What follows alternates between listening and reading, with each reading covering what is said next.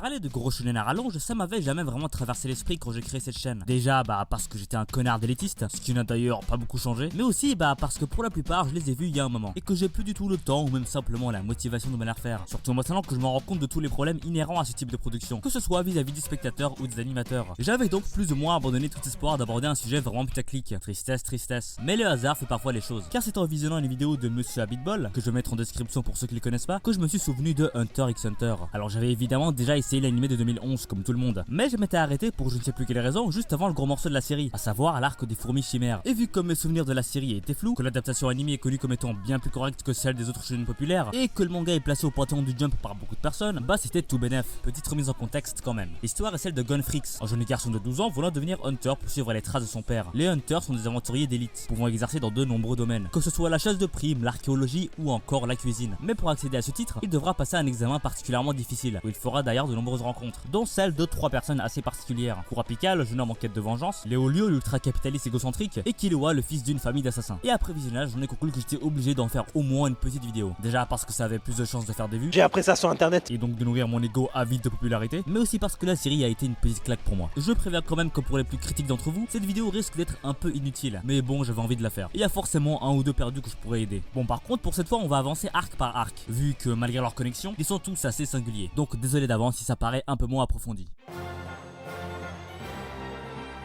Un passage très classique de l'histoire. On nous laisse déjà entrevoir la richesse de l'univers, et les différents types d'obstacles sont plutôt imaginatifs, mais faut avouer que ça abuse un peu des facilités pour faire avancer son intrigue, et qu'on a droit à pas mal de dialogues assez poussifs. En dehors de ça, on a des personnages se limitant pour la majorité à des archétypes assez basiques, aussi bien pour les protagonistes que les antagonistes. Le côté très expéditif des différentes épreuves ne faisant qu'accentuer le manque de substance globale. L'arc reste tout de même très intéressant, déjà parce qu'il met logiquement en place le background des personnages, qui sont pour la plupart très attachants et ou charismatiques, même si comme je l'ai dit leur progression reste assez convenue à part pour certains, mais aussi parce que si l'on revient sur cet arc après avoir vu les suivants, on se rend compte qu'on pouvait déjà y voir l'un des éléments que j'apprécie personnellement le plus chez Togashi et qui s'étalera sur tout le reste de l'œuvre, le changement du style d'écriture en fonction du personnage. Ici, l'histoire nous est principalement contée du point de vue de Gon, un personnage très pur, et on le ressent dans ce décalage qu'il y a entre la gravité des événements qui nous sont montrés et la manière dont ils sont mis en scène. On pourra donc voir un mec se faire bouffer par un monstre dans une scène au ton assez léger, et même lorsque la mise en scène et les personnages se voudront plus dramatiques, le tout sera immédiatement désamorcé par la candeur de Gon. Et cette manière de faire est le total opposé de la direction que prendra l'anime par la suite. Donc je pense vraiment pas que ce soit une coïncidence. Alors ce choix peut paraître contre-productif, faire monter ta tension pour la niquer à chaque fois, ça peut paraître un peu con, mais ça participe à mettre en place une certaine nuance, souvent inexistante dans la fiction, et en particulier dans ce genre d'histoire, une nuance entre l'innocence et la bonté, nuance qui sera d'ailleurs essentielle dans les étapes plus importantes de l'évolution du personnage, qui ne seront pourtant écrites que des années et des années plus tard, comme quoi le bonhomme maîtrisait son œuvre depuis le début.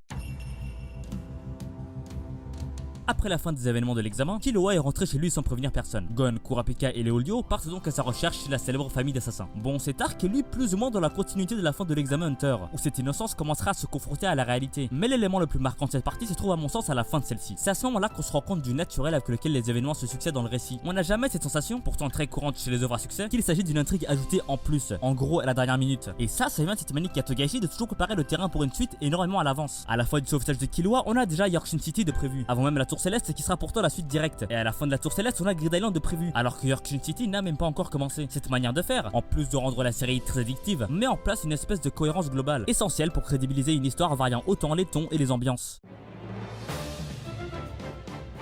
Après avoir retrouvé Killua, nos héros se séparent pour avancer dans leurs buts respectifs, en se donnant rendez-vous le 1er septembre à Yorkshin City. Gon et Killua, en chien de puissance et d'argent, se rendent à la tour du tournoi céleste. Bon, c'est un tournoi, donc fatalement c'est le passage avec la construction la plus classique. Mais c'est aussi un peu le début des choses sérieuses. Pas encore totalement, mais un peu. Déjà, on a l'introduction du Nen, qui est tout simplement l'un des systèmes d'énergie spirituelle les plus intéressants et riches que j'ai jamais vu. Mais on a aussi l'écriture qui gagne en maturité. On peut notamment le voir dans la manière dont est mis en place le conflit intérieur de Killua. Ça a beau être important, on nous le rabâche jamais, et il s'imbrique parfaitement dans l'arc en cours. En plus de ça, faire le choix d'étaler l'évolution du personnage sur plusieurs arcs, en rendant chaque étape entièrement dépendante des autres, c'est bien plus intéressant que dans la majorité des Neketsu, qui ont tendance à apporter une sorte de mini-conclusion aux personnages principaux à chaque fin d'arc, ce qui rend le changement plus clair, mais aussi plus grossier je trouve. Sinon les combats sont vraiment palpitants, même si les antagonistes sont très oubliables. Ah oui, et le charisme d'Hisoka pète littéralement l'écran.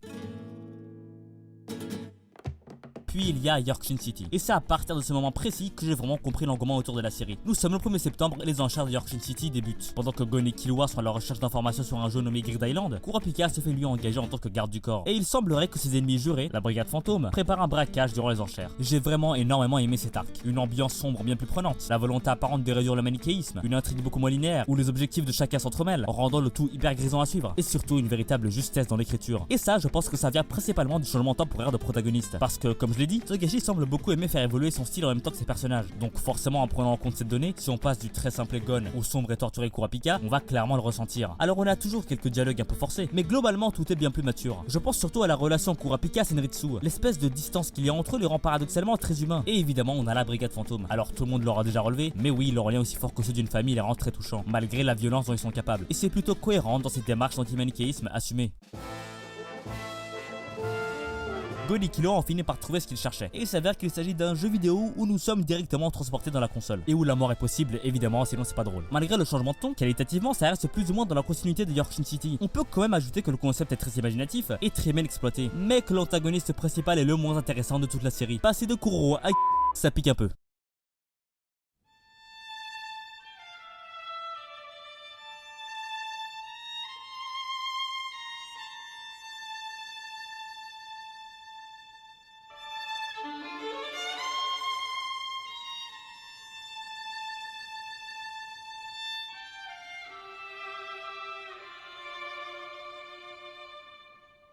Et on arrive donc à l'arc des fourmis chimères. Et on terminera avec ça. Parce que même si t'as d'autres trucs mis en place, l'arc des élections sert plus d'épilogue qu'autre chose. Alors que nos héros venaient de faire la rencontre de Kaito, une espèce d'insecte, les fourmis chimères, commence à s'attaquer aux humains. Un groupe de hunters, composé de Gon, Killua, Kaito, le pragmatique Nov, le Froussarchoute, les bons vivants Moro et Knuckle, ainsi que du président Netero, se retrouvera alors entraîné dans une bataille pour la survie de la civilisation. Bref, c'est pour moi l'un des arcs les plus réussis qu'il m'ait été donné de voir dans un Iketsu. Et le premier indicateur de l'ambition qui s'en dégage est son côté très indépendant. Et j'ai dit plutôt que l'une des qualités d'Hunter x Hunter, c'était l'aisance avec laquelle la série enchaînait les événements. On a vraiment cette sensation de voir un univers s'articuler de la manière la plus réelle possible. Et justement, l'une des plus grosses réussites de cet arc, c'est qu'il arrive à se couper du reste tout en préservant cette logique. L'arc est au service de la globalité de l'œuvre, car il apporte des étapes essentielles au développement des protagonistes, mais l'œuvre globale est aussi au service de l'arc, car ces mêmes étapes d'évolution s'accordent parfaitement au propos de celui-ci. Ensuite, pour essayer de détailler tout ça, en ce qui concerne la première moitié, niveau progression, on semble plus ou moins calqué sur n'importe quel arc de JoJo's Bizarre Adventure. Et oui, je suis sérieux. Déjà, l'aspect stratégique des combats est bien plus mis en avant. Mais comme je l'ai dit, je pense surtout à la construction du truc. Au côté groupe de héros partant sauver le monde et affrontant un tas d'ennemis au développement vide, mais compensant par l'inventivité de leurs capacités et l'originalité des combats qu'ils nous offrent. C'est totalement JoJo. Bon, c'est clairement pas au même niveau de ce côté-là, mais ça reste plutôt réussi. On a aussi évidemment la formation de la société des fourmis, qui en plus d'être intéressante en elle-même, est une manière super efficace d'aborder la thématique principale de l'arc. Cette idée d'ajouter le facteur humain à une espèce vierge de toute individualité, c'est vraiment très bien trouvé pour aborder les bases mêmes de la notion d'humanité de manière très directe, tout en évitant les potentielles accusations de manque de subtilité. Ce sont des êtres découvrant le concept même de personnalité, donc logiquement leurs émotions seront très exacerbées. Puis il y a l'assaut sur le palais, qui a été la vraie claque de l'anime pour moi. Rien que le début est génial. Étirer une scène de 20 secondes sur 40 minutes, sur le papier ça a l'air d'être une bonne grosse idée de merde. Et pourtant ça marche totalement. Grâce à qui? Grâce au narrateur. Alors j'ai vu que beaucoup le trouvaient insupportable, mais il est pourtant essentiel. Donner autant de valeur à chaque instant, ça peut pas se faire à travers les personnages eux-mêmes, ou ça risque de devenir totalement indigeste. Enfin à part si tu t'appelles Jojo. Et là certains me diront qu'on n'avait tout simplement pas besoin d'autant détailler l'action. J'en ai même vu dire qu'ils trouvaient ça chiant et qu'en plus de ça, ça venait du fait que Togashi sait pas écrire. Va manger du caca là au lieu de me parler de conneries à la con. Au passage, c'est totalement con, vu que c'est la seule et unique fois qu'il utilisera ce style de narration, il y a donc très peu de chances que ce soit pas fait exprès, mais bon, de toute façon c'est faux et on va expliquer pourquoi. Alors premièrement, c'est une manière très efficace de maintenir le suspense. Vraiment, ces descriptions millimétrées de plusieurs actions simultanées, ça rend le tout tellement grisant, c'est dingue. Et deuxièmement, ça colle totalement à la démarche fondamentalement introspective de cette deuxième moitié d'arc. Plus que ça même, elle l'appuie, parce que oui, même s'il y a un côté très divertissant, le truc qui rend vraiment cette partie géniale, c'est que malgré toute la mise en place d'enjeux à échelle planétaire qu'il y a eu derrière, cette bataille a bien plus l'allure d'une gigantesque thérapie de groupe qu'autre chose. Tous les personnages évoluent en faisant avant tout face à leur propre dilemme en tant qu'humains, chacun devant choisir ce qui importe réellement pour eux, le sens du devoir, la fierté et l'honneur, la moralité, ou encore la vie d'un être cher. Ajoutez à ça l'espèce d'influence mutuelle qui se fera entre les personnages dans chaque combat, la conclusion de la majorité d'entre eux, ou même encore le lieu dans lequel tout se déroule, qui je le rappelle est un palace de dictateurs, donc à forte portée symbolique, et on peut déjà saisir le propos que Togashi essaye de faire passer. Comprenez-vous et respectez-vous les uns les autres, peu importe les races ou les classes, car toute vie a de la valeur. Alors oui, dans le fond c'est pas très original, mais ça abordé de manière tellement sincère que ça marche quand même. Et l'une des choses qui y participe est un personnage en particulier. Le seul qui, dans son combat, se limitera à un déchaînement de violence pure. Le seul qui se refusera à douter.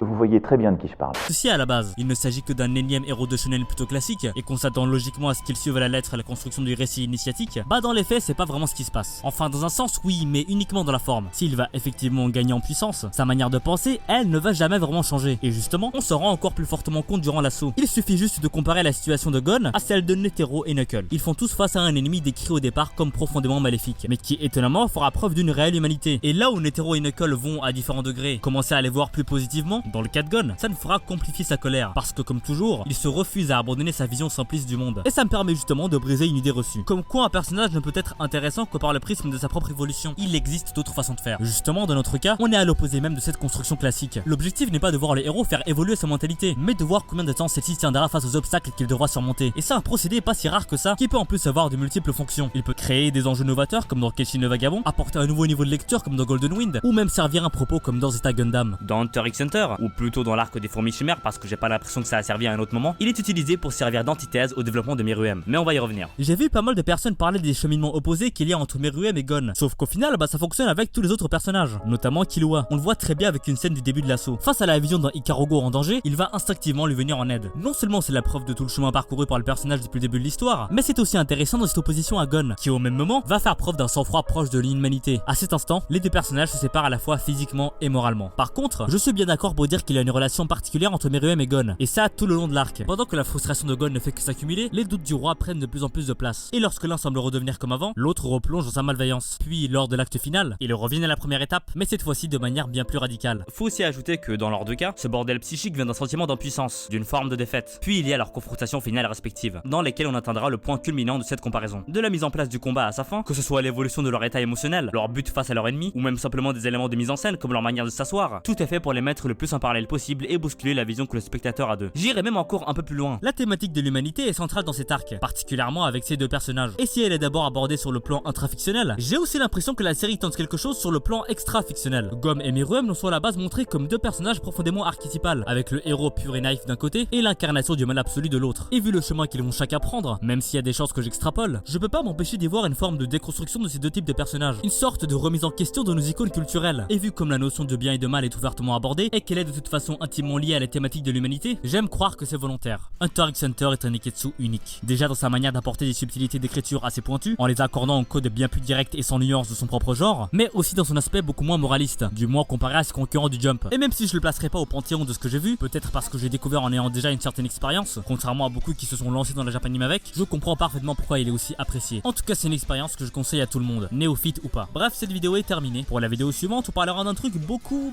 moins connu, mais qui me tient aussi bien plus à cœur. Moi je vous dis salut et à la prochaine.